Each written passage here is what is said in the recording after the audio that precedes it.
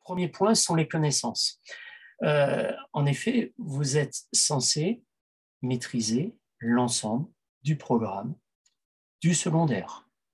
Autrement dit, l'ensemble du savoir scientifique allant de la classe de sixième avec, en histoire, de la préhistoire jusqu'au programme de terminale, le monde, pour faire simple, hein, le monde contemporain, posant par la guerre froide, les relations internationales, etc. Je vous passe HGGSP et compagnie. Et en géographie, on part de l'étude de cas très localisée, programme de sixième, à la mondialisation. Donc, vous avez là une quantité de connaissances considérables qui peuvent être effrayantes. Alors, ces connaissances, il est aussi prévu de les aborder et de les travailler à l'occasion des masterclass donc, pour la session 2023. Et cette année, j'ai fait le choix de me centrer sur les objets de l'histoire et les objets de la géographie.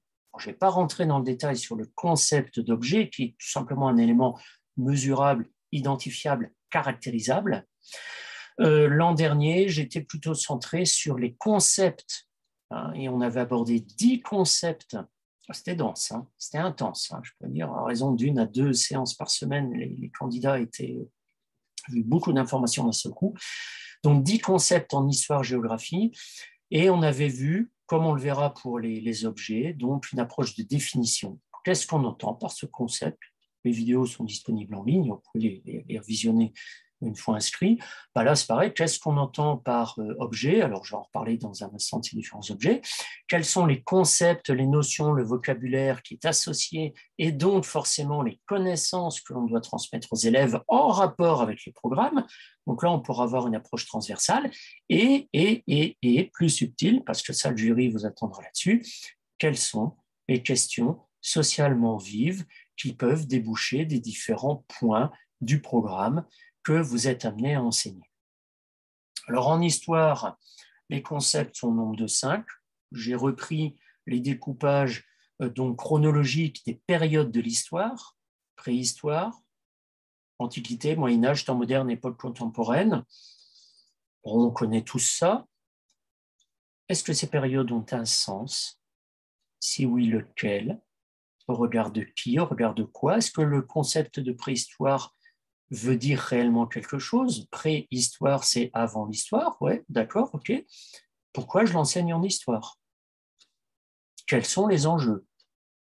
L'Antiquité, est-ce que l'Antiquité, finalement, ne pose pas plus de questions et de, entre guillemets, problèmes que n'apporte de connaissances, à tel point que certains Américains, certains universitaires américains proposaient de supprimer l'enseignement de l'Antiquité. Ça pose trop de questions. Le Moyen-Âge, mais âge moyen, mais le Moyen-Âge n'existe qu'en tant qu'entre parenthèses entre l'Antiquité et les temps modernes. Temps moderne, tiens, c'est intéressant. Moderne, ça veut dire quoi, moderne? Mais moderne au regard de quoi? Avant, c'était pas moderne? Et époque contemporaine, oh, ça j'aime bien l'époque contemporaine, elle commence quand? Elle finit quand?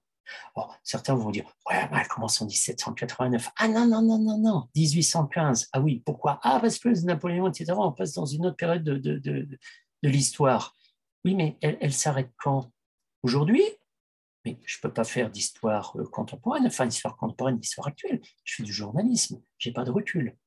Donc, on a là un découpage sur lequel on construit nos enseignements, mais dès qu'on creuse un petit peu, on se rend compte que finalement, c'est très subjectif et c'est très, très discutable.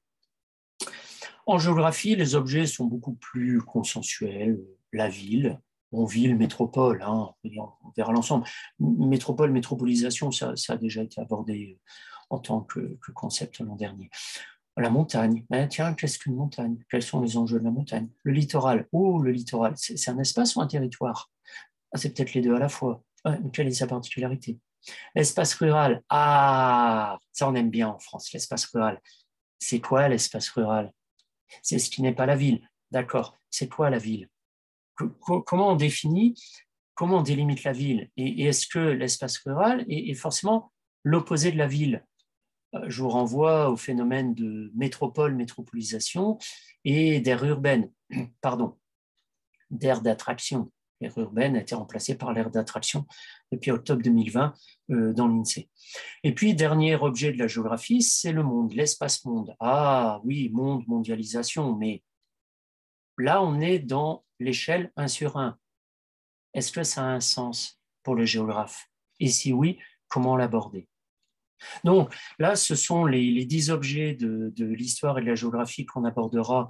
Alors, on l'abordera après novembre, fin novembre, parce que d'ici fin novembre, vous avez votre RAEP à produire, à envoyer. Donc après, on aura du temps pour justement creuser à la fois les connaissances scientifiques à travers ces concepts, réviser les programmes et se poser un certain nombre de questions qui sont tout simplement les questions que peuvent vous poser les élèves. La RAEP et l'analyse de situation d'enseignement vous demande tout simplement de produire et de porter un regard réflexif sur ce qu'on appelle une transposition didactique. Transposition didactique, c'est quoi? C'est tout simplement le fait de passer d'un pôle à un autre. Les 3 pôles sur lesquels on s'appuie dans nos enseignements sont d'une part le pôle scientifique, les connaissances de type universitaire, académique, etc. Il faut en avoir, sinon on raconte des âneries. Mais également un pôle dit pédagogique, c'est-à-dire les textes officiels, qui ne se résument pas uniquement au bulletin officiel. Vous avez les fichiers du SCOL, vous avez la liste des capacités et compétences, donc ça fait finalement 3 éléments dans ce pôle pédagogique. Puis vous avez un 3e pôle, c'est le pôle social. Ce pôle social, c'est tout simplement les élèves que vous avez en face de vous. Sauf que ces élèves, ils arrivent avec une maturité. Vous n'enseignez pas en classe de 6e comme vous enseignez en classe de terminale. Et puis même, si je prends par exemple le programme d'histoire, en 3e, on a les régimes totalitaires, que l'on retrouve en terminale. L'intitulé est le même. Et je ne vais pas raconter la même chose. Donc là, cet exemple-là, je vous laisserai farfouiller un petit peu, on aura l'occasion d'en reparler plus tard si vous le souhaitez, mais cet exemple-là est vraiment à l'articulation du scientifique à régime totalitaire, du pédagogique. Ah oui, mais je ne dois pas enseigner tout à fait la même chose. D'une part, je suis en collège, d'autre part, je suis en lycée. Quelle différence en matière d'enseignement? Et puis, pôle social, bah oui, les élèves 3e sont les grands du collège, mais l'année d'après, ils sont en seconde, ils sont un petit peu immatures, excusez-moi. Mais après, on est en terminale. Ah là, ce sont des adultes en devenir, ce sont de jeunes adultes, ils sont sur le point de pouvoir voter. Donc, vous n'allez pas aborder les régimes totalitaires de la même manière. Pourtant, les connaissances scientifiques sont les mêmes et vous êtes censé les maîtriser. Donc, ça veut dire que vos enseignements se situent à l'équilibre théorique entre des connaissances scientifiques, il faut savoir ce dont vous parlez, un référentiel pédagogique, attention, on vous demande d'enseigner un certain nombre de choses et non pas ce qui vous plaît d'enseigner. Vous avez une liste de ce qui est à enseigner, il s'agirait de vous y tenir. Les inspecteurs sont là pour le vérifier. Sinon, les parents d'élèves aussi, ne vous inquiétez pas, parfois ils surveillent un petit peu ce que vous faites. Et puis le pôle social tient compte de la maturité, tient compte du monde dans lequel on vit aujourd'hui. On n'enseigne pas aujourd'hui l'histoire de l'esclavage comme on l'enseignait il y a 10 ou 20 ans. Ah non. Pourtant, les faits sont les mêmes. Mais la manière de l'enseigner est différente. Régime totalitaire, je pense à la guerre en Ukraine, de conception de la société, là, vous risquez d'avoir des réactions d'élèves, ce qu'on appelle les questions socialement vives.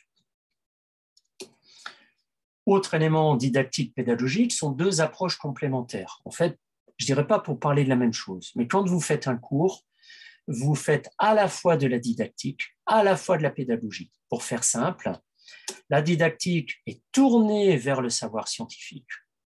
Ça consiste tout simplement à se poser la question de savoir comment un historien pense l'histoire, comment un géographe perçoit les territoires, et puis une approche pédagogique, comment je vais enseigner l'approche de l'historien à des élèves de 6e. Là, j'ai de la pédagogie, c'est-à-dire que je vais devoir adapter l'approche de l'historien aux élèves que j'ai en face de moi. Et cette approche pédagogique peut se doubler en plus d'autres choses. Cours dialogué, pour ne pas dire magistral. Travail en binôme, travail fait à la maison, travail autonome, travail par groupe, travail au CDI. Autrement dit, de cette pédagogie, cette approche pédagogique, tu peux avoir plusieurs déclinaisons. Donc, ça veut dire qu'il ne faut pas tomber dans des biais classiques. Je mets les élèves en îlot, comme ça, ils sont en groupe. Et alors, qu'est-ce qu'apporte le fait de mettre les élèves en groupe? Qu'est-ce que, d'un point de vue didactique, ça permet de faire? Et en quoi, dans une approche pédagogique, ça permet d'avancer dans le cours? Si vous n'avez pas de réponse à ça, il ne faut pas le proposer. Donc, il vaut mieux rester au niveau des capacités, des compétences et des activités.